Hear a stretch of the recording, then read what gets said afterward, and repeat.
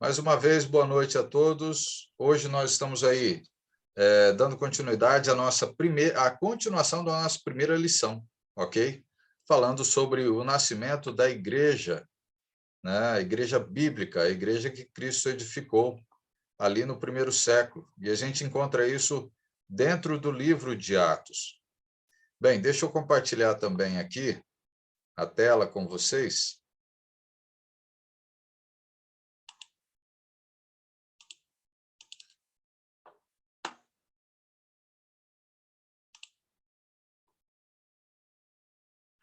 Deixa eu ativar.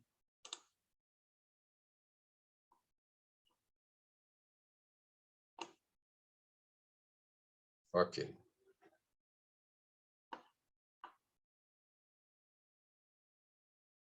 Todos estão vendo aí a tela? Ótimo. Beleza.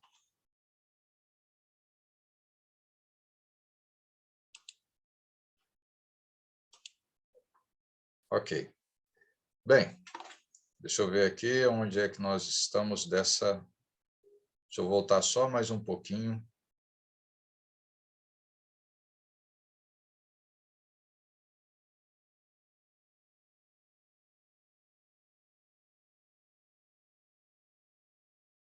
Ok. Nós paramos a nossa aula nesse ponto aqui, onde nós iremos falar sobre a organização bíblica da igreja, tá? Isso para todas as congregações da Igreja de Cristo. Lembra que nós estamos falando sobre o que é ser original, o que é a originalidade daquilo que Cristo trouxe para nós. E sendo que, para se manter o que é original, não pode ser mudado. Mas desde quando a gente muda algo daquilo que é original, deixa de ser. Então, praticamente, nós mudamos aquilo que é perfeito de Deus. A perfeição veio dele por meio de Cristo. Então, a gente mantém aquilo que é perfeito. Por isso, a importância de nós mantermos a originalidade de tudo o que Cristo trouxe para nós. E nesse ponto, nós vamos falar sobre os bispos, presbíteros e pastores. O que a gente pode comentar, falar um pouquinho sobre isso aqui? Olha só, tem uma ideia muito boa que pode ajudar para a gente entender o que significa isso, né? Por que nós vamos falar sobre bispo, presbítero e pastor? Muitos têm uma ideia distorcida, achando que cada palavra significa uma função dentro da congregação, significando assim que existe 3 pessoas para exercer cada função. E isso não é verdade. Por quê? Vamos entender uma coisa. É bem fácil de nós entendermos. José de Arimateia, você é esposo, estou certo? Ok. Você é pai? Não. Você é filho? Sim. Ok. Então, você é filho, você é esposo, correto? Ok. São 2 funções? São 2 funções. São 2 funções, não são? Para a mesma pessoa? Não. Não, para a mesma pessoa. Você é filho. Ah, tá, eu sou, sim. Isso, você é filho e você é esposo. Mas é a mesma pessoa, não mudou. Tá bom, pessoa, isso. Isso, não mudou. Agora, imagina. O Paulo está entrando aí, ó. Paulo está entrando. Vamos lá. O Paulo, deixa eu pegar o exemplo do Paulo, né? Que a gente já ouviu um pouquinho dele ontem, na primeira aula. O Paulo, ele é filho. O Paulo é esposo.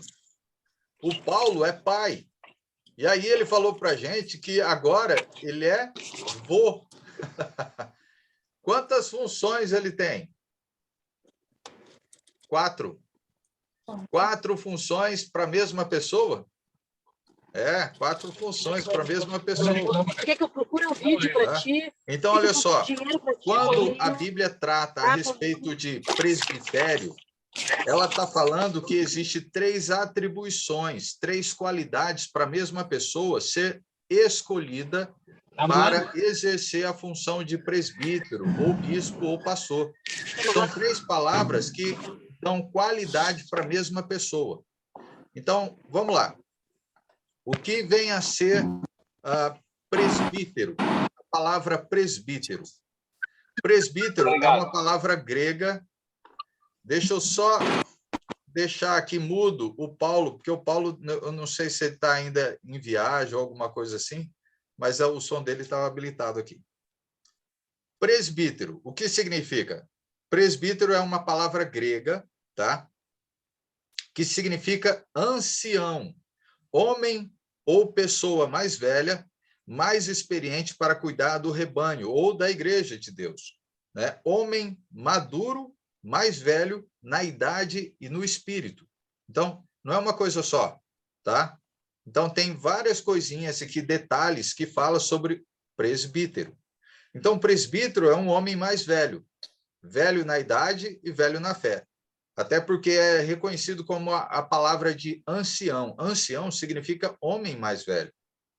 Mas nós vamos verificar que também fala que o presbítero precisa ser alguém não neófito, significa que é alguém não novo na fé. Então, além de ser velho na idade, o presbítero também é velho na fé. Ok. Então, isso é presbítero, tá? O presbítero, ele tem que ser dessa forma. Agora, além de presbítero, a mesma pessoa tem essa função de presbítero. E a outra, que seria a palavra bispo, o que vem a ser isso? A palavra bispo, né, a palavra grega, significa homem com capacidade ou dom de administração. Um bispo é alguém que sabe administrar, dando exemplo, sendo modelo para o rebanho. Então, para a Igreja de Deus, a gente pode encontrar isso em passagens, falando a respeito disso.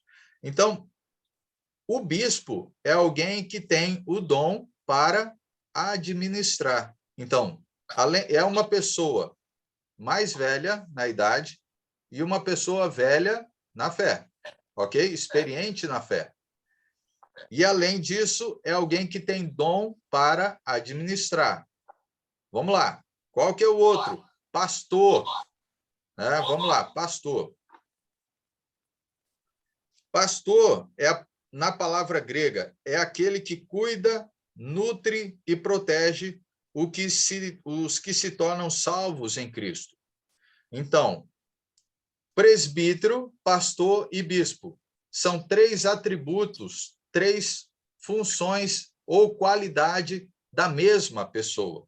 E é interessante, né, quando a gente vê essas questões, porque lembra que nós vamos encontrar uma passagem que Paulo está instruindo, que fala a respeito de que o presbítero ele precisa ser uma pessoa que já é casada.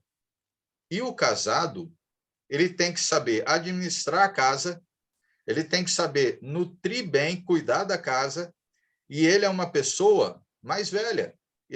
Ninguém casa criança, é uma pessoa mais velha que casa, né? E é uma pessoa mais experiente. Então, é dessa forma que a gente vai entender dentro do contexto bíblico. Então, até aqui a gente está falando só das palavras. Bispo, presbítero e pastor significam que está falando, são qualidades da mesma pessoa. É igual falar que o Paulo, ele é pai, ele é esposo, né? Ele é pai, marido e avô. São 3 funções, 3 qualidades, né, da mesma pessoa. É assim que nós vemos, tá? Biblicamente, é isso que ele vai explicar. Então, olha só, na tela nós temos aí, ó, são 3 termos diferentes para a mesma função, ok? Então, Atos, capítulo 20, versículo 17, abram lá. Atos, capítulo 20, versículo 17. Vamos acompanhar essa passagem.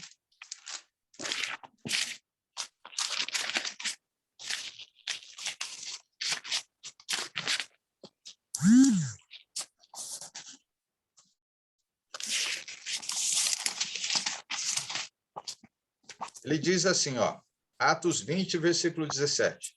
De Mileto mandou a Éfeso chamar os presbíteros da igreja.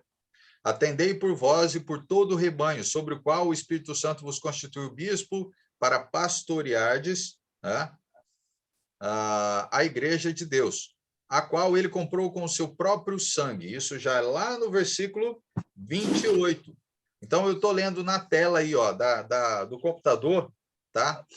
Que aí ele complementa a leitura. Então, no versículo 17, ele fala a respeito de chamar presbíteros, os presbíteros da igreja. Uma outra coisa diferente aí, né? Ele está falando que mandou chamar presbíteros da igreja. Então, num local existiam vários presbíteros. Então, não era um só, eram vários. Isso a gente já vai percebendo. E ele complementa falando, né? Atendei por vós e todo o rebanho, sobre o qual o Espírito Santo vos constituiu bispo para pastoreardes a igreja de Deus, a qual ele comprou com seu próprio sangue. Perceberam que no mesmo ponto que nós estamos lendo, fala sobre as três qualidades da mesma pessoa? Manda chamar os presbíteros. Opa, ele já usou a palavra presbítero. E ele continua falando, olha, atendei por vós todo o rebanho sobre o qual o Espírito Santo vos constituiu o quê? Além de presbítero, constituiu o bispo. E também constituiu o bispo para fazer o quê? Pastorear a igreja de Deus. Então, olha só, não tem como a gente dizer algo diferente do que ele mesmo já está mostrando para nós. São três palavras que querem dizer a mesma coisa, ou melhor, que querem instruir para nós que é a mesma pessoa que tem as três funções exercidas dentro da congregação. E não é uma pessoa só. Cada congregação tem mais que uma pessoa exercendo o trabalho de presbitério, ok? Vamos usar essa palavra como a palavra central, para a gente não se embananar talvez um pouquinho aí. Vamos usar a palavra presbitério, porque é a palavra que é mais usada que a gente encontra, ok? Então, havia sempre uma pluralidade, mais de um, né, de presbitério por cada igreja. Não pode ser menos, tem que ser mais de um. Pode ser 2, pode ser 3, pode ser 4, não importa. A questão é que não pode ser um só. E isso a gente vai encontrar explicando para nós por que não pode ser um. Ok. Bem, dando continuidade, a gente vê então que presbítero, bispo e pastor é a mesma função, tá? Da mesma pessoa. O que mais? Como a gente vê que muitas religiões hoje usam de forma errônea. Eles querem colocar 3 pessoas, cada um com uma função. 3 pessoas, cada um com uma função. Um é bispo, o outro é presbítero e o outro é pastor.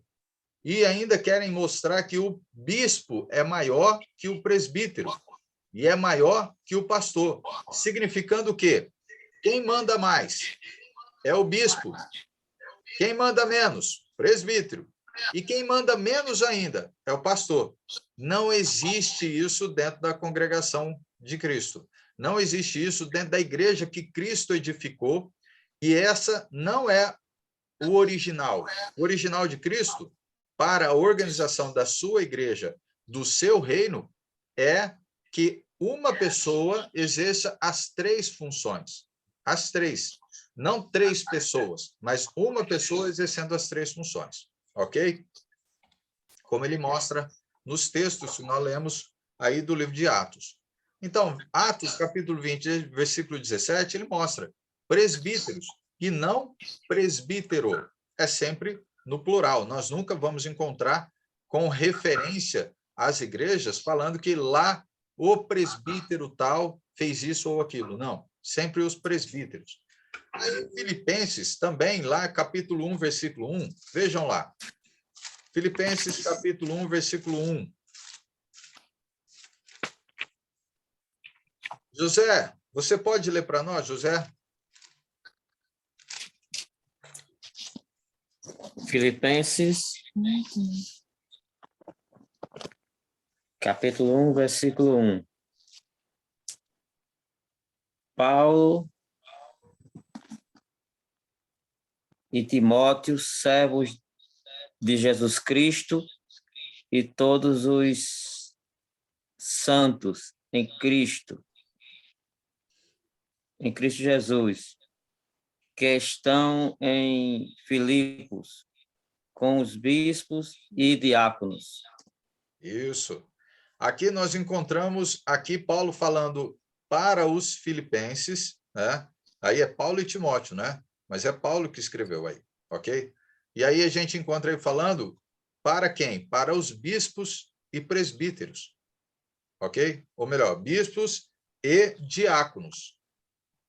Então a gente vê que ele trata aqui somente com uma palavra para a pessoa que exerce a função de presbitério, que exerce a função de bispo e que exerce a função de pastor ali na igreja, ok? E ele usa essa palavra bispo, por quê? Porque qual é a condição, qual é o dom que um bispo tem? Ou melhor, qual é o dom que essa pessoa que foi eleita para cuidar da igreja tem? De bom administrador. Então, ele vai tratar sobre a administração da igreja, o cuidado da igreja. Lembra que Filipenses não é a igreja que ajudou financeiramente a Paulo? Então, por isso, Paulo, então, usa qual termo para dirigir diretamente aos presbíteros? Olha, esses irmãos que são eleitos, eles são ótimos bispos, ótimos administradores daquilo que eles têm, daquilo que eles recebem de Deus, que são as bênçãos também financeiras. Então, ele trata diretamente com essa palavra que dá referência para a gente isso. Então, olha só, aos bispos significa que não era um bispo, eram mais que um bispo. Então, aí, ó, a gente já consegue decifrar um dos problemas que nós encontramos nas religiões hoje em dia, ok? Eu não vou tratar nomes de religiões, mas, no geral, né, nós encontramos esse problema, né? As pessoas querendo colocar um bispo só nas congregações, um só, sendo que não pode ser um só bispo, tem que ser bispos, ok? Continuando aí, ó. Aí tem um desenho aí que mostra, né, com relação a isso, né, presbítero, né, e presbíteros. Se um presbítero tiver problema, a igreja inteira vai sofrer. Agora, se um presbítero, né, aonde tem presbíteros, tiver problema, os outros vão ajudar. Agora, onde tem um só, quem ajuda ele? Quem orienta ele? Quem pode estar junto ao lado dele? Ninguém. Ninguém. É por isso que Deus, na sua sabedoria, né, administrou bem com relação a isso. As congregações precisam ter mais que um. Mais que um. Ok. O que mais que nós temos aí, ó?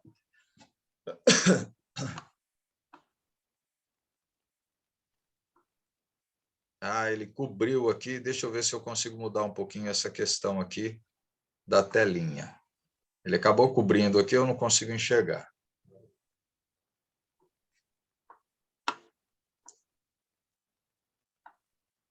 Bem, a tela mudou um pouco aqui. Mesmo assim, vocês estão enxergando?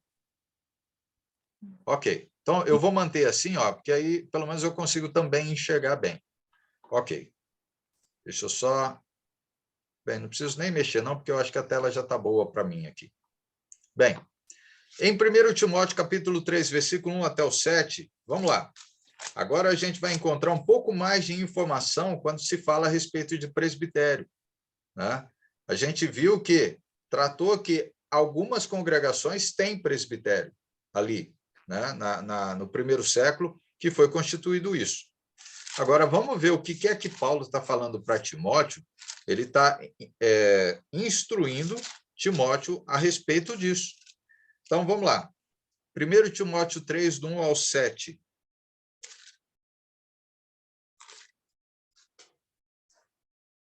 Jorge, você pode ler para nós? Posso, vou fazer a leitura. 1 Timóteo 3, do 1 ao 7. Esta afirmação é digna de confiança. Se alguém deseja ser bispo, seja se alguém deseja ser bispo, deseja uma nobre função. É necessário, pois, que o bispo seja irrepreensível, marido de uma só mulher, moderado, sensato, respeitável, hospitaleiro e apto para ensinar. Não deve ser apegado ao vinho, nem violento, mas sim amável, pacífico e não apegado ao dinheiro. Ele deve governar bem sua própria família, tendo os filhos sujeitos a ele com toda a dignidade. Pois se alguém não sabe governar sua própria família, como poderá cuidar da igreja de Deus? Não pode ser recém-convertido, para que não se ensoberbeça e caia na mesma condenação em que caiu o diabo. Também deve ter boa reputação perante os de fora, para que não caia em descrédito, nem na cilada do diabo. Perfeito, perfeito. Jorge, quer fazer algum comentário sobre isso? Então, o cristão que ele desenvolve e se torna um dos tais, um dos pastéis, um dos presbíteros, ele já é alguém que já vem atuando como tal. Ele e os outros irmãos que vêm acompanhando ele nesse serviço. E aí, quando a igreja percebe isso, não demora muito. Ela mesmo, em reunião, em assembleia, vai apontar para os seus pastores, ou seja, os seus presbíteros, porque ele já vem servindo. Não é que chegou alguém do nada e começou a fazer algo. Ele já está há anos ali, ó. Os filhos cresceram, são cristãos, tementes a Deus, bom exemplo para a juventude da igreja. Então, ele já é um exemplo, ele e mais alguns. Por aí. É isso aí. Isso é uma instrução que é muito bem clara para nós quando ele fala sobre família. Olha como que é interessante, né? Eu trouxe o que significa cada palavra. Agora, quando a gente pega a instrução direto de Paulo falando sobre a escolha, perceberam que não pode ser alguém sem família, mas por que não pode ser alguém que não tenha família, que não seja casado, que não tenha filhos? Olha que outra coisa, não está falando um filho, está falando filhos, é o mínimo de 2. Por quê? Ele precisa ser bispo. Bom, um presbítero ou alguém escolhido para pastorear, para cuidar, para administrar, tem que ser alguém que tenha família. E ele já exerce bem isso dentro da casa dele. Então, para exercer bem isso dentro da casa dele, é alguém que já tem uma certa idade.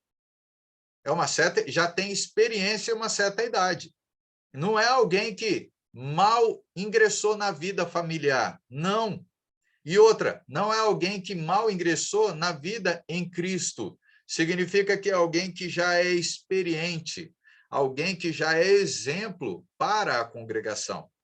Não se constrói um bom líder, vamos colocar talvez essa palavra para a gente entender, né? Do dia para a noite. Não é assim.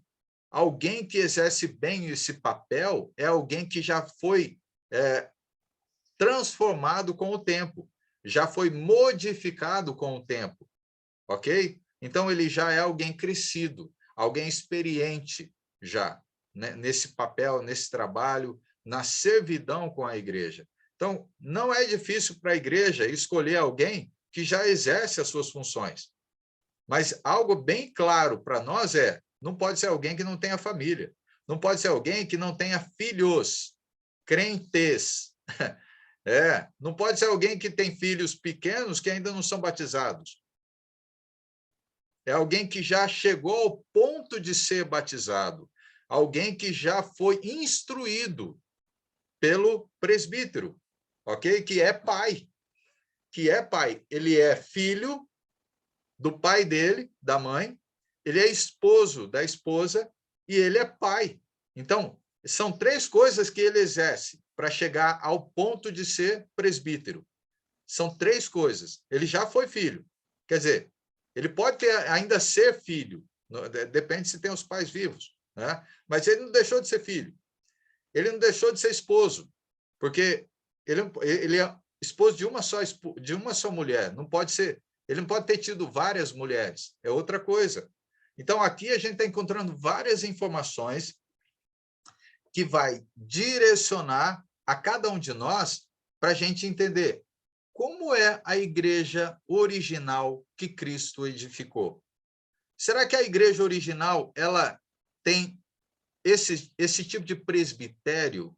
Ele tem esse tipo de pastor?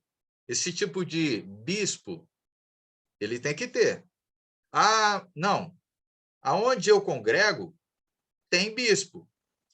Mas também tem pastor, só que é outra pessoa. Opa, peraí. Essa igreja não é original de Cristo. Não é. Não é.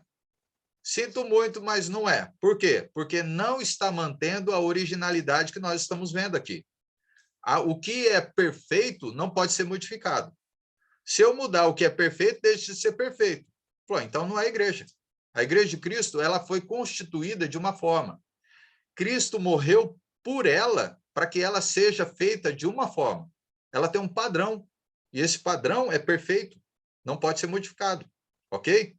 Então, nós não vamos entrar muito em detalhes para a gente tratar a respeito de presbitério, mas aqui já mostra bem claro quais as qualidades que nós precisamos encontrar em um presbítero. Vamos lá, vamos passar.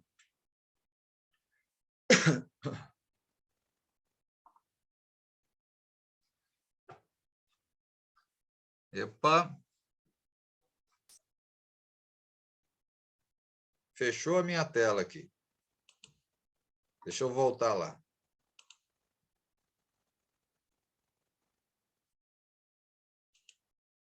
Deu algum erro.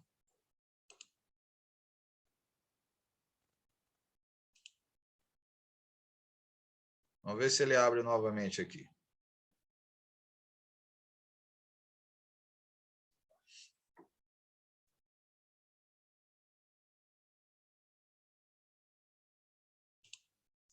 Ok. Conseguiu abrir para a gente aqui. Que bom. Menos mal.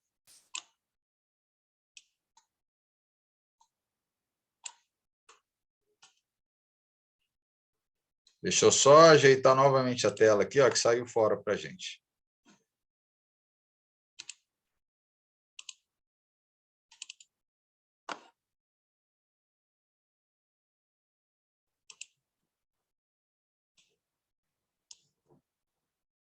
Ok. Todo mundo chegando aí, né? Todo mundo chegando? Jorge, beleza. Deixa eu adiantar, deixa eu chegar lá na telinha lá que nós estávamos. Aqui, pronto. Essa aqui. Agora é um outro ponto. A ausência de instrumentos musicais na adoração das assembleias. A ausência, olha só, a palavra é ausência, significa que nós não encontramos nenhum ponto falando a respeito de instrumentos, mas nós vemos a respeito de canto, a respeito de louvor, cantar. Essas são as palavras aí que a gente vai encontrar, mas não da palavra instrumento. Mas vamos lá. Efésios capítulo 5, ele fala assim, e não vos embriagueis com vinho. Vamos lá. Efésios, vamos lá para Efésios. Efésios capítulo 5. E aí nós temos aí o versículo 18. Olha só o que ele fala.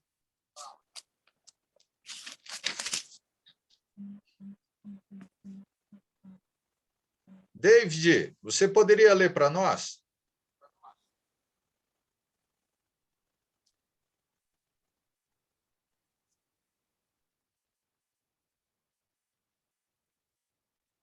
Bem, o David não está habilitando ali, mas vamos lá. Então, José, você pode ler para nós? Posso sim. Então, lê para nós o versículo 18. Vamos lá. 18 e 19. Só os dois já está bom para a gente.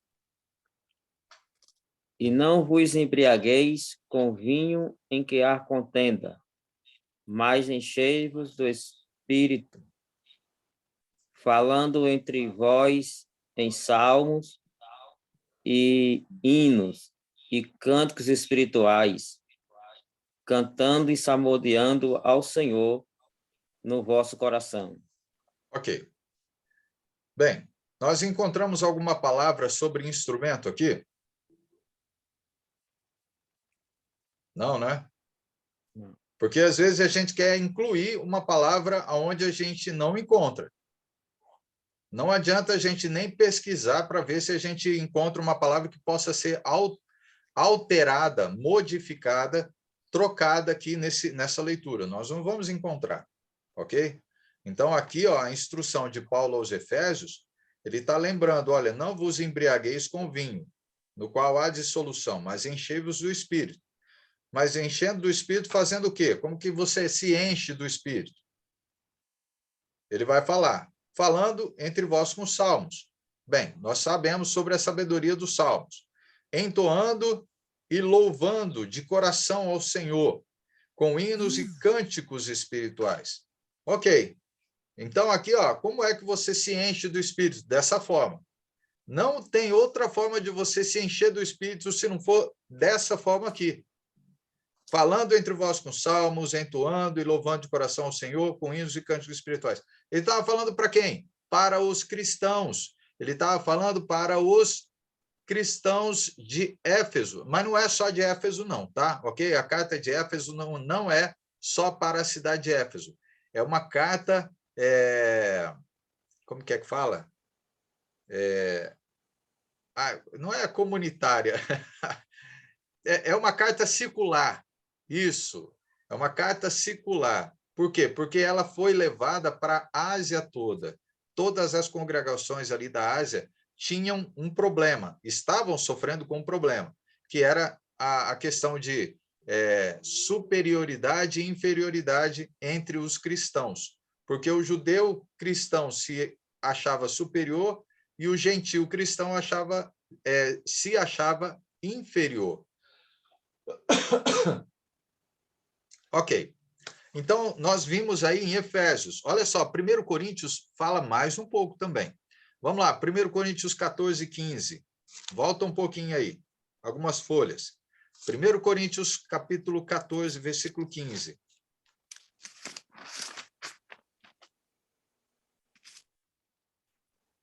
Olha só o que fala aqui, ó. 1 Coríntios 14, versículo 15. Que farei, pois? Orarei com o espírito, mas também orarei com a mente. Cantarei com o espírito, mas também cantarei com o quê? Com a mente. Então, o canto não é algo que se faz robotizado. Não é assim. Tá? O louvor ao Senhor, nós vamos encontrar o ensino com relação a ele, vai falar assim, louvar a Deus não tem hora, não tem dia. O louvor ao Senhor é todos os dias. Todos os dias. Então, o cristão louva ao Senhor todos os dias. Não é uma instrução para louvar somente no domingo. No domingo é louvor congregacional. Congregacional. Ok? Por quê? Porque nós encontramos instruções falando, quando a igreja estava reunida, ela louvava, ela cantava. Mas e aí? E quais outras instruções a gente vê, biblicamente, de irmãos que estavam o quê? Louvando ao Senhor em qualquer horário. Não importa o dia. Então, do jeito que nós adoramos ao Senhor no domingo, será que a gente adora ao Senhor, ou melhor, louva ao Senhor na segunda, terça, quarta, quinta, diferente? Será que a instrução é diferente? Não. Se no domingo, no dia do Senhor, nós pegamos algumas instruções que a igreja estava reunida, adorando ao Senhor com hinos e cantos, não tinha instrumento. Então, por que eu vou usar instrumento fora do louvor da congregação? Sendo que a instrução de canto, ele é universal e ele é para todos os dias. Quando está junto com a igreja ou longe da igreja. Sozinho, na sua casa. Você vai adorar o Senhor na sua casa? É errado? Não, porque Deus espera que você faça. Ele espera que você ore. A oração é para orar só no domingo? Não. A ordem é que você ore todos o tempo. Então, você não vai orar só no domingo. Você vai orar todos os dias. Você vai cantar só no domingo? Não, eu vou cantar todos os dias. Todos os dias eu vou louvar o Senhor. E aí, se não fala com instrumento lá na congregação, por que ele falaria que ele daria liberdade para mim usar instrumento fora da congregação? Sendo que a instrução de louvor ao Senhor não tem data, não tem hora. Significa todo momento da nossa vida. E se eu, então, incluir instrumento dentro da minha casa que eu estou louvando, eu estou fora da instrução. Porque o mandamento de não usar instrumento significa em qualquer horário que você está louvando ao Senhor. Não tem instrumento nem dentro e nem fora da congregação. Não existe, ok? Então, nós vemos aí que Coríntios fala a respeito de que você precisa fazer algo com a mente e com o coração. Quando você louva ao Senhor, você louva com entendimento e com o coração totalmente voltado ao Senhor. Não é mecânico, mas é algo que você sente, algo que você faz porque você ama ao Senhor.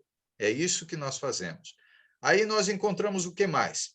O mandamento aqui, então, fala, aqui é assim, lá na telinha aí vocês podem acompanhar. Fala assim, o mandamento aqui é falando e cantando, e não tocando. Olha só, tá vendo que as palavras, não adianta eu tentar colocar o tocar, porque não existe. Ele fala falando e cantando, porque você canta com o coração, canta com a mente, mas canta falando, ok? A palavra a capela ainda hoje é usada para indicar o ato de cantar sem instrumentos. É uma palavra que se originou pelo conhecimento geral de que a igreja cantava sem uso de instrumentos. Agora, vamos lá. Vamos dizer que eu vou acrescentar instrumento no louvor, nos dias de hoje.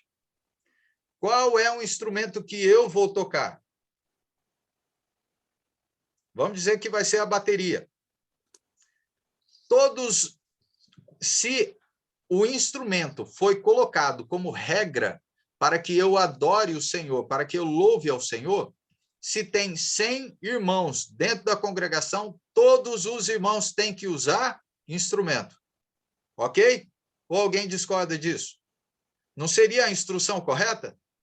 Já que está falando que tem que usar instrumento, não seria todo mundo? Imagina cada um tocando um instrumento que gosta. Como é que você vai louvar o Senhor? Vai ser uma bagunça. Não tem organização nenhuma. Porque se a instrução fala assim, todos vocês precisam adorar o Senhor com canto, hino e instrumento musical. Todos, não é só o dirigente de canto. Não é só um grupo específico, porque Deus não deu nenhum, ele não separou nenhum grupo para isso. Ele falou que todo mundo tem que cantar. Todos. Então, se um instrumento fosse usado, cada um de nós tem 100 membros, 100 pessoas usando o instrumento, porque se ninguém, ou melhor, se metade da congregação não usar instrumento, significa que nós estamos pecando. Mas Deus é perfeito. Ele falou que precisa ter organização, precisa ter administração, precisa ter bom senso. Então, ele mesmo fala, não existe isso. Vocês vão cantar com a voz de vocês e com a mente de vocês e o coração de vocês.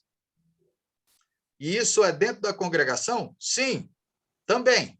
E fora da congregação? Bom, se dentro da congregação não usa, por que fora eu tenho que usar? Aonde tem instrumento, aonde tem instrução falando que fora da congregação eu posso? Não tem? Se não tem, por que eu estou acrescentando alguma coisa? Aí eu vou cair lá naquela instrução. Se você acrescentar um ponto, um vírgula, um tio ou qualquer coisa na instrução, né, você vai ser cobrado por isso. Se você tirar alguma coisa, também vai ser cobrado disso. Então, peraí, não vamos fazer nada. O que a gente faz? Mantém o que é original. Originalidade. Não fomos nós que escrevemos a Bíblia. Não fomos nós que falamos com Deus e recebemos as instruções. Foi Cristo. Foi o Espírito Santo que recebeu e terminou toda a instrução depois que Cristo foi. E aí, o que os apóstolos fizeram? Olha, vamos manter aquilo que nós recebemos. Não pode mudar. É isso aí até hoje. Nós fazemos a mesma coisa. Nada de alteração daquilo que é original. Ok? Bem, vamos lá. Mais um pouquinho para frente. O denominacionalismo, ou palavrinha incumprida, alterou a forma ou padrão do cristianismo primitivo. Então, o denominacionalismo, ou igrejas fundadas por homens, porque é isso aí que fala, denomina-se de alguém, tá? Quando já usa o termo, já significa que veio de alguém fora Cristo, ok? Destruiu a simplicidade? Sim, totalmente, totalmente. E mudou muitas das características da igreja primitiva, transformando-a numa instituição humana. Mas por que a gente fala de instituição humana? Porque significa que perdeu a originalidade. Aí, quando se acontece isso, nós, então, não temos mais aquilo que é o padrão perfeito. Aí, então, nós somos reconhecidos como denominacionalistas, e não a igreja perfeita que Cristo edificou, ok? Então, e a razão dessas alterações está no fato do denominacionalismo funcionar com base em uma autoridade humana, não cristã, não bíblica, ou melhor colocando a palavra assim. Não é uma autoridade bíblica, é uma autoridade humana, porque na Bíblia não tem. Se na Bíblia não tem, muitos vão falar assim, mas a Bíblia não está condenando. Falei, imagina, a Bíblia a gente encontra um monte de coisa que Deus não está escrevendo, condenando. Tem um monte. Imagina se eu for ficar inventando coisa agora para ficar colocando nela. A gente não dá conta, não. Vamos lá. Assim, passa a ser o homem e não a ser o homem e não de Deus que determina como a igreja deve ser, como deve adorar, como deve se organizar, como deve funcionar. Quando o homem começa a modificar aquilo que é perfeito, o padrão de Cristo, então já não é mais a igreja de Cristo. A maioria, ou melhor, a maior parte das igrejas e religiões surgiram a partir da alegação de alguém que afirmou ter recebido algo, uma nova revelação, tá? Complementando assim a mensagem divina e entregando à humanidade aquilo que faltava. Vem cá. Cristo é perfeito. Só ele. O que ele trouxe é perfeito. E ele não entregou para a gente uma vez por todas? Se ele entregou uma vez por todas, por que alguém vai dizer que recebeu alguma coisa de Deus e vai falar, olha, Deus falou comigo, então agora vocês vão fazer assim? Quantas vezes, depois de Cristo, quantas vezes as pessoas usaram esse termo para criar a sua própria igreja? Várias, milhares de vezes. Desde o início da Igreja de Cristo, lá no primeiro século, né, as igrejas vêm sofrendo com essa ideia errada, errônea, totalmente. As denominações aumentaram mais ainda, 600, 800, 1000 anos depois, mais ou menos. 1000 anos depois, as igrejas começou as denominações, surgir várias denominações. Cada uma falando o quê? Que Deus falou com ela, que entregou alguma coisa para ele, e ele, então, traz algo novo. Nossa, imagina, toda vez alguém nasce, a cada 100, 120 anos, traz uma novidade para a gente, traz um ponto diferente. Então, espera aí, a Bíblia é o quê? Ela não funciona mais? Aquilo que Cristo deixou para a gente, que os apóstolos entregaram, e que falou assim, olha, não muda isso que vocês estão recebendo. Então, isso não tem mais valor. Quando a gente começa a aceitar de que alguém chegou e falou assim, olha, Deus falou comigo e agora a gente vai fazer assim. Então, a gente desvaloriza a palavra de Deus, desvaloriza a morte de Cristo, desvaloriza o Espírito Santo, que nos entregou tudo o que precisava. E aí? A quem a gente vai dar ouvidos? A Deus né, que deixou as escrituras para nós, ou a gente vai dar ouvido ao homem?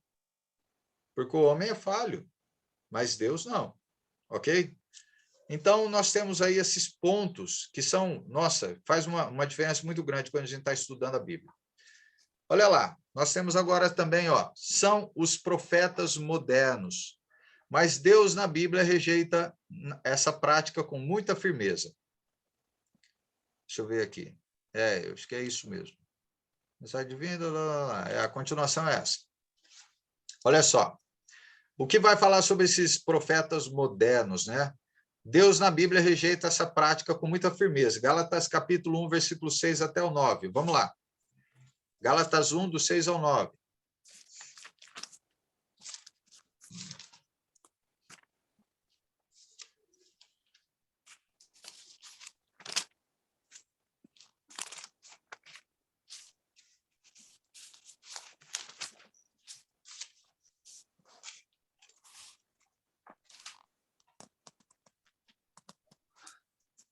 Josélia, você pode ler para nós?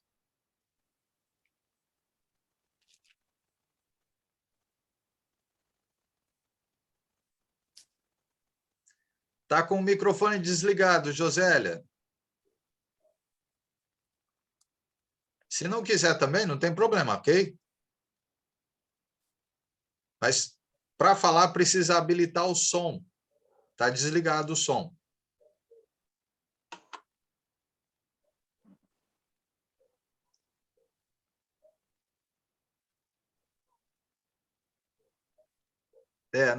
Não está ativo. Nós não estamos ouvindo você, Josélia.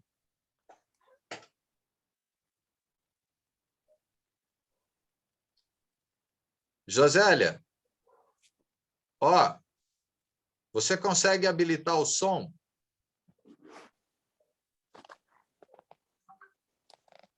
Clica na tela aí, ó, tem um botãozinho aí de microfone, tem que tirar o risquinho vermelho dele. Isso! Pronto! Pode ler. É para ler que deixa mesmo. Está na tela, né? Isso, está na tela aí. Gálatas 1, 6, 9.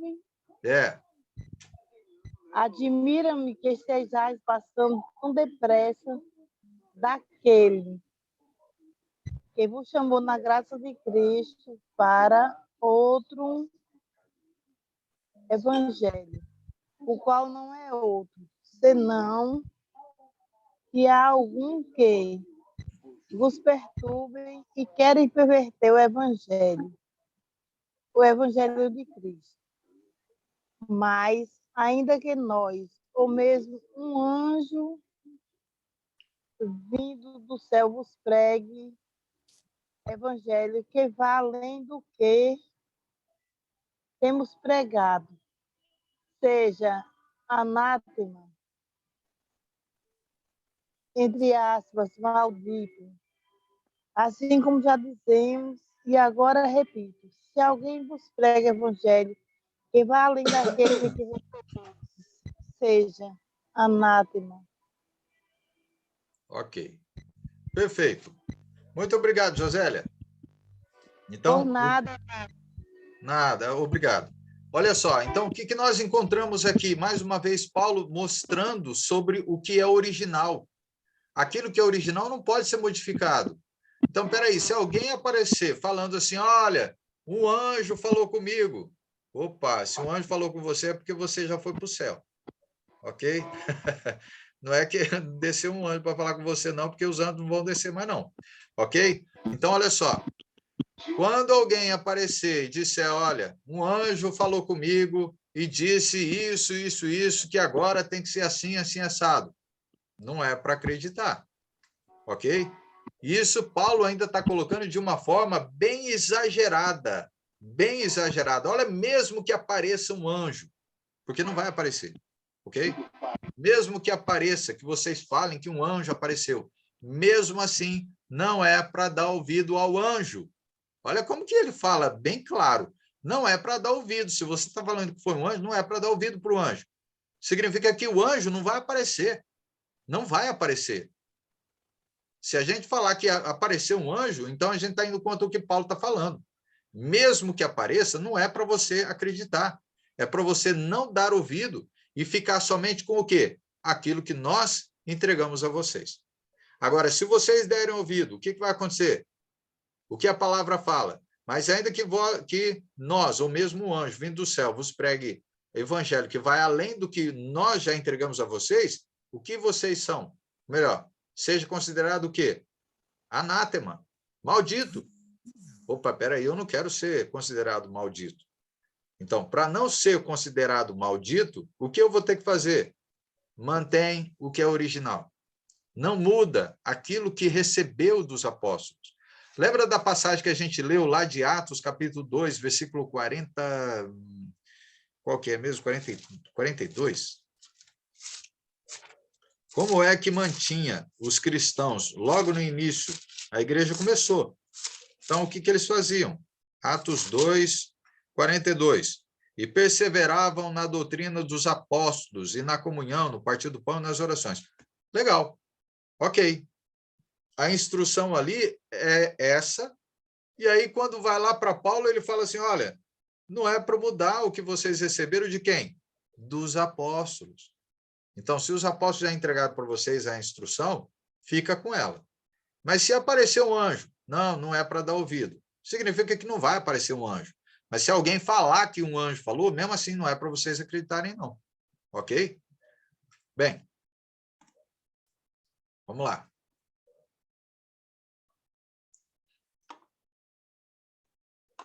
Outro ponto. Hoje ainda podemos ser simplesmente cristãos ou discípulos de Jesus. Sim. Por quê? Porque a instrução é simples para nós, não é para ser mudada. Ela é simples. Nós que complicamos a nossa vida. É nós que complicamos aquilo que é perfeito. Se é perfeito, significa que ele é simples para nós. Não tem muita coisa. Até porque nós nascemos de Cristo. Se nós nascemos de Cristo, significa que eu não sou mais do mundo. Eu sou agora do reino. Bom, como é que fala aquela frase? Filho de peixe, peixinho é. Não é? Filho de peixe, peixinho é. Então, filho de Deus, né, vai ser o quê? Filho amado. Ele fala isso lá em Efésios capítulo 5. Como é que anda um filho amado? Ele até fala, como é que anda um filho amado? O problema não é o filho amado. Olha como que as coisas são.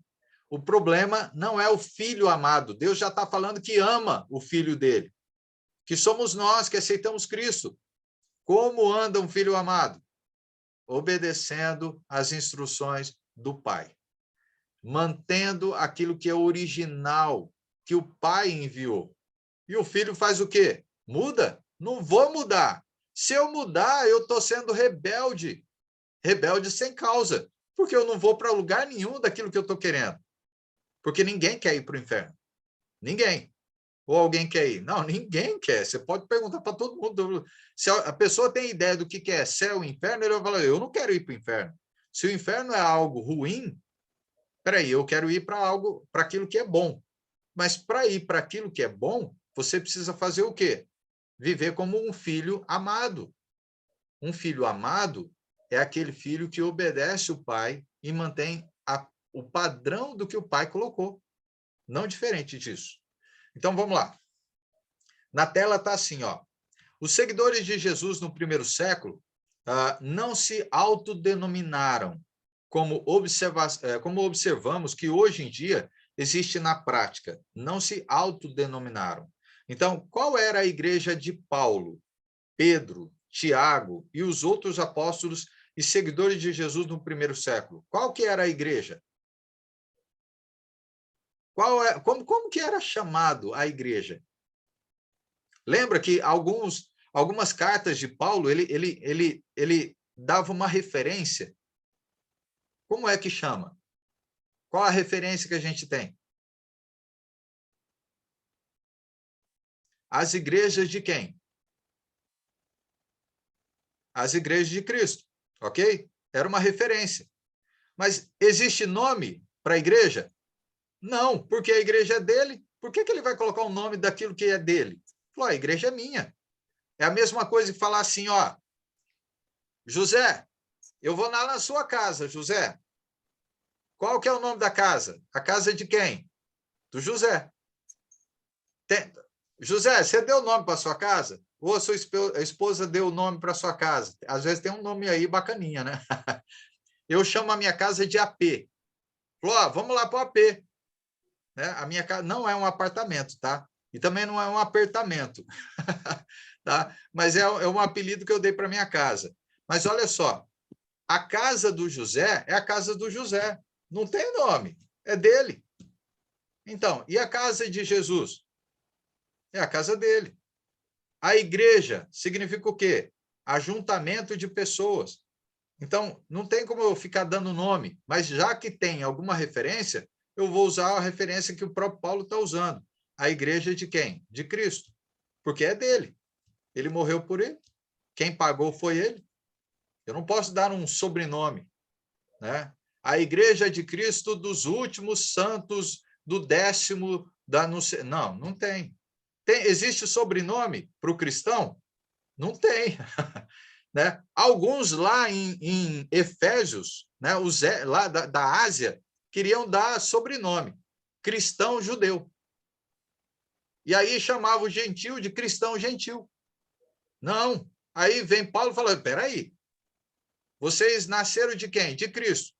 Se vocês nasceram de Cristo, vocês não vieram de Moisés. Agora vocês são de Cristo, vocês nasceram de Cristo. Vocês são o quê? Cristãos. Simplesmente cristãos. Só isso. Não inventa outro nome, não. Ok? Então, essa é a simplicidade que Cristo trouxe para nós. Então, vamos lá. Deixa eu só seguir aqui um pouquinho mais frente. Aí ele fala assim, ó, eles eram apenas o quê? Discípulos de Cristo. Né? São várias vezes a referência dada como discípulos de Cristo. Simplesmente o quê? Cristãos. Então, e reuniam-se com os demais que também eram simplesmente o quê? Cristãos. Os seguidores de Jesus no primeiro século receberam um nome que atacaram receberam um nome que acataram por identificá-los como pessoas de Cristo. Qual que era a palavra? Cristãos. Não tem outra palavra que possa dar referência aos que a gente usou aqui, aos discípulos, isso, aos discípulos de Cristo. Eram cristãos, né? A gente vê lá em Atos, né, que eles foram chamados a primeira vez como cristãos. Era uma referência. Atos 11, 26. Né? E tendo encontrado, levou-o para Antioquia. E por todo um ano se reuniram naquela igreja e ensinaram numerosa multidão. E em Antioquia foram os discípulos, pela primeira vez, chamados de quê? Olha, esses são os cristãos. Simples. Não tem um sobrenome. Nós não temos. Cristãos. E acabou. O que mais nós vemos aí? Outro ponto, a necessidade da restauração da igreja bíblica. Né? Então, a igreja do Senhor Jesus precisa pregar constantemente uma volta completa às origens do cristianismo bíblico. E agora, a palavra restauração significa trazer alguma coisa de volta ao seu estado original.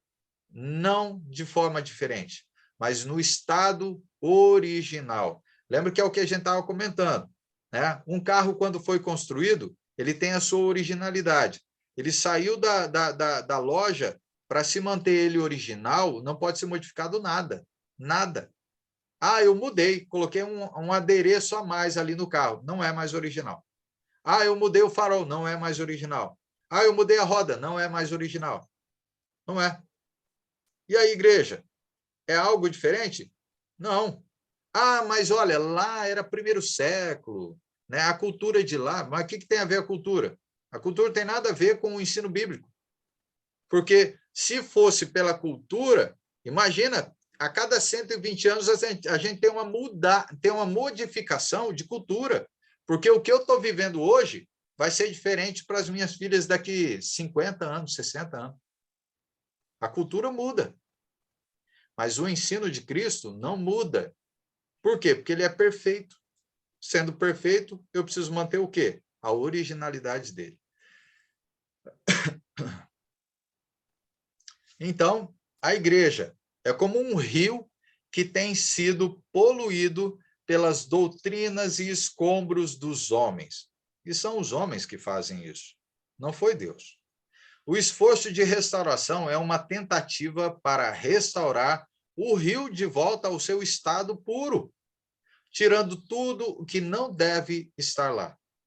Toda a sujeira precisa ser tirada, né? Como é que você vai manter uma bacia cheia de maçã se existe uma maçã podre dentro? O que você faz? Mantém a maçã podre? Não, retira ela. Por quê? Porque vai contaminar tudo. É a ideia de que não pode haver isso no meio. Algo que é errado, algo que é impuro. Se é impuro, tira, para voltar à pureza, para voltar à originalidade. A gente não pode deixar. Então, o esforço é esse para a gente fazer. Tem que ser do início ao fim para a nossa vida. E aí nós concluímos. A igreja hoje precisa ser tudo que Deus sempre quis que fosse. O plano dele é para a igreja perfeita. A igreja é perfeita, só que feita de homens imperfeitos. Então, para isso, uma volta às instruções bíblicas e uma consequente reforma em muitos dos ensinos, crenças e práticas atuais se faz necessário. Nós comentamos algumas coisas, não foram muitas, algumas que vão fazer uma diferença muito grande, porque aonde normalmente nós sofremos. Sofremos aonde? No louvor ao Senhor, não mantém a originalidade. Foi mudado. Ou a gente mantém a originalidade, ou a gente vai ser cobrado por isso. Eu não quero ser cobrado. Mudou-se o quê? A questão da oferta também. Também. Nós não falamos sobre oferta, mas também não precisa falar, né? O que mais mudou? Até mesmo a questão do dia da adoração ao Senhor. O dia da adoração ao Senhor, a gente pega a referência somente como o primeiro dia da semana. Não tem outro. É o primeiro dia da semana. E ainda bem lembrado que é para ser lembrado até o fim de nossas vidas. Ok. O que mais tem mudado? Presbitério. Ué, não são 3 pessoas? Um é presbítero, o outro é bispo, o outro é pastor? Não. É uma pessoa que exerce 3 funções. E para ela exercer essas funções, ela precisa ser o quê? Estar qualificada dentro de cada função. Qualificada. Então, é a mesma coisa que dizer que o pai da casa, ele é pai, ele é esposo e ele é filho. São 3 coisas para a mesma pessoa. Ele trabalha como um pai, ele cuida dos filhos, ele trabalha como esposo, porque ele cuida da sua esposa, porque é parte do corpo dele. E ele é filho. Ele também cuida do pai dele. Ou ele não cuida do pai? Também cuida. Porque o filho recebe essa informação de Deus, que ele precisa, depois que o pai, ou melhor, que o pai já está envelhecendo, quem cuida do pai que envelheceu? É o filho. São os filhos que cuidam. Ok, então, até aqui, alguém tem algum comentário aí, às vezes diferente, que entende de forma diferente as instruções? Todo mundo concorda, discorda, tem alguma coisa a acrescentar? Fique à vontade agora para poderem falar, ok?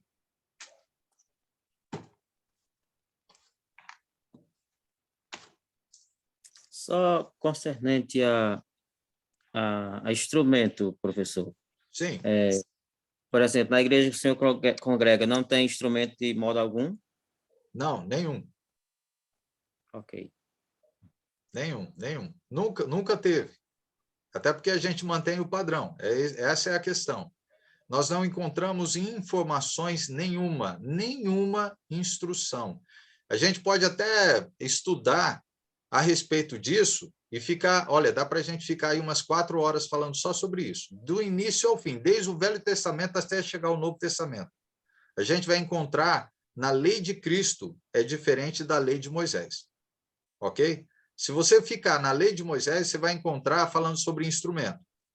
Mas vai chegar uma hora lá no final da lei de Moisés que Deus mandou exterminar os instrumentos. Não era para ser usado mais. Aí, quando vem Cristo, aí então Cristo faz o quê? Agora não tem mais instrumento, não. Acabou. Aí vocês têm o novo mandamento, as novas instruções de Cristo para frente. Então, o que a gente faz? Nós somos de Cristo para frente, ou nós somos de Cristo para trás? Não, né? Nós não mantemos aquilo que foi ensinado por Moisés. Eu não nasci de Moisés, eu nasci de quem? De Cristo. Então, vamos manter a originalidade. E, gente, é tão simples viver o cristianismo e nós mesmos começamos a complicar a nossa vida.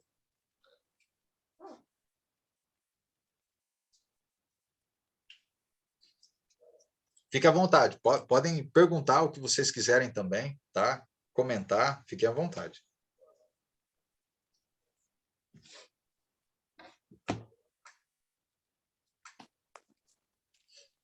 Olá, professor. Só um comentário pequeno aqui. Sim, Jorge. Então, veja bem, esse é o grande problema das pessoas, querer ajudar Deus, né? Deus é perfeito. A palavra dele está completa, não precisa de acréscimo, né? Não. E aí, quando nós, né, na nossa inquietação, queremos dar um nosso jeitinho, aí nós bagunçamos. Aquilo que é simples, como o senhor bem frisou, né? E que está perfeito. Basta somente compreender da maneira que Deus quer e seguir Sim. o padrão. Isso. Já pensou se Noé tivesse acrescentado algo sobre a construção da arca? Teria Sim. sido perfeito. Teria morrido. Perfeito. Bem lembrado sobre a questão de Noé. Imagina se Noé falou, Senhor, peraí, olha, esse carvalho, essa madeira aqui não vai dar, não. Né? Vamos acrescentar uma madeira a mais aí, nessa aí, porque eu acho que essas madeiras não são boas, não. Mas como que não são boas, se é Deus quem criou? Né? Se Deus criou, ele sabe qual que é a melhor. Por que eu vou entrar no meio da escolha que Deus faz? Não posso, né? Então, eu preciso manter o padrão. Se eu não mantiver o padrão, eu saio fora. E aí eu começo a criar uma denominação. Eu começo a sair fora da instrução. Eu deixo de ser original. Então, eu não posso fazer isso. Eu não tenho como que é? Autoridade para fazer nada. Nada daquilo que eu já recebi de Cristo. Lembra o que os apóstolos falaram? Paulo falou, né? Olha, o que vocês receberam dos apóstolos não é para mudar. Mesmo que alguém apareça falando que o anjo falou com ele, não receba nada que foi além dos apóstolos terem dado. Não recebam, né? Porque aí vocês estão deixando a pureza que recebemos de Cristo. Aí não é mais puro, é impuro, né? Mas é bem lembrado sobre Noé, uma boa lembrança aí. A gente podia até falar várias outras, né? Várias ideias, mas ó, tá muito bom, né? Então, professor, lembrei só mais de um detalhe sobre essa questão do desvio, né? Da pureza e da originalidade da palavra de Jesus para nós, né? Quando o homem ele dá o jeitinho, mexe, aí ele redireciona aquilo que é perfeito ao imperfeito. Então, automaticamente, o que já é perfeito na sua origem, deixa de ser perfeito, continua sendo, para aqueles que mantêm o padrão na fidelidade a Cristo. Mas Sim. o homem que deu aquele jeitinho, segue-se um novo caminho, onde ele vai dar o nome àquele grupo que ele começa, e deixa de ser perfeito e passa a ser imperfeito, porque nós, seres humanos, somos imperfeitos. Entende? Sim. Aí a igreja dele, que ele mudou, Sim. como o senhor usou o exemplo do carro lá, né? Ele mudou algo, então acrescentou, fermentou, né? Sim. Então mudou, deixou de ser perfeito para ser dele. Imperfeito, entende? É isso mesmo. Bem colocado, né? É engraçado porque todos nós queremos dar uma melhorada naquilo que naquilo que é perfeito, né? A gente compra um carro, olha, gente, é incrível. Você compra um carro gostando do carro, mas você tem que fazer um detalhe diferente, porque aquele carro é seu. Olha, eu lembro quando eu comprei uma moto que eu sempre quis. É a motinha básica, né? é a CBX. Não sei se alguém lembra da CBX, né? 150 cilindrada. Gente do céu! Ô, motinha gostosa de andar. Mas não, eu não queria que ela fosse original. Ela tinha que ser meu. Então, o que eu fiz? Mudei ela. Mudei o guidão, mudei a roda. Aí o povo olhava assim e falei, gente, isso não é a CBX 150. Isso aqui está parecendo aquela 450 da CB, né? A CBR 450. Falei, gente, sério? Vocês estão achando que... parece. Falou, então, eu fiz a minha moto. A minha. Ela deixou de ser original. Tanto é que o pessoal falava assim, não, gente, essa moto não é 150. Essa moto é 450. Falei, não, não. Ela é aquela 150, só que com cara de 450. Né? Só tem cara. Parece que é igreja, mas não é. Tem cheiro de remédio, mas não é. Combate a caspa? Também não.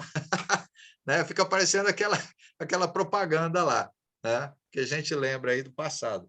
Né? Cepacol, Denorex, eu já nem lembro mais, isso aí é bem antigo.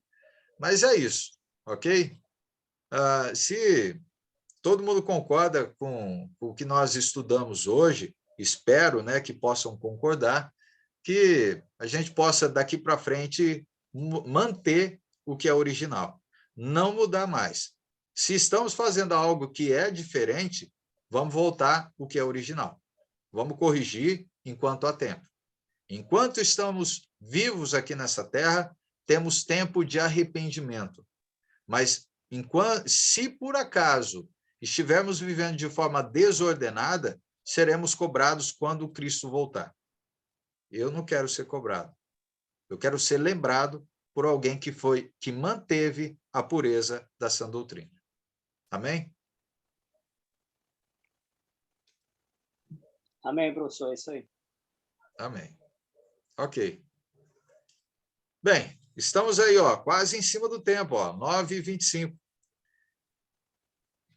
Se não tem mais ninguém que, de repente, queira fazer algum comentário aí interessante para nós, vamos fazer uma oração. Pode ser, o Jorge? Pode ser, professor, pode ser. Então, fica a seu critério. Pronto, aí o senhor, em seguida, o senhor encerra. E se o senhor quiser também falar para a turma, né, sobre alguma atividade, a semelhança da primeira lá, sobre alguma leitura, sim. teste de sondagem, aí o senhor depois, ou no grupo, o senhor menciona, tá bom? Ok. Não, mas deixa eu adiantar, então, aqui, para quem está. Amanhã eu vou postar para vocês, tem uma tarefa a ser feita, ok? Vocês vão responder isso na telinha do computador de vocês ou no celular mesmo. Eu vou mandar o arquivo, vocês vão preencher o questionário. É um pequeno questionário que vocês vão fazer. Isso vai ajudar para mim entender se vocês estão compreendendo as instruções, para a gente poder dar seguimento também. E lembrando, sexta-feira, 8h, ok? Continuidade das nossas aulas. Sexta-feira, 8h, a gente está aqui. Tudo bem para vocês? Amém. Amém. Ótimo. Então, beleza. Vamos ficar aí no aguardo. Amanhã eu mando para vocês. E se der tudo certo, eu faço a montagem da aula de hoje, da gravação, e posto para vocês amanhã. Se der tudo certo, amanhã. Se não, depois. Jorge, tem alguém que pode orar para nós? A gente pode pedir ao seu José aí, né? Ele fazer uma oração, e aí em seguida a gente termina. Ok. Tá bom? Perfeito. Pode ser, José? Pode ser, sim. Vamos agradecer. Maravilhoso e eterno Deus, nós te louvamos e te exaltamos, Senhor, por mais uma oportunidade que nos concedeste nesta noite, de estarmos aprendendo de ti, da tua palavra. Nos ajude, Deus, a mantermos a sã doutrina, o ensinamento da tua palavra. Ó Deus eterno, abençoe a cada aluno que participa dessa aula, Senhor, professor. Meu Deus, seja com cada um dos teus filhos. Em nome de Jesus que nós te agradecemos, Senhor. Amém. Amém. Amém. Obrigado, José. Amém. Deixa eu só fechar a telinha aqui. Perfeito. Está aí. Jorge Nunes, muito obrigado pela presença. José de Arimateia também. Luciclécia, Josélia, David, Deus abençoe cada um de vocês. Um bom descanso, tá? E uma boa semana para todos nós. Sexta-feira a gente se encontra novamente, 8 horas da noite, tá bem? Amém. Um abraço a todos, Deus abençoe. Boa noite para vocês. Igualmente. Amém. Tchau, tchau. Tchau. Desligando aqui. 3, 2, 1.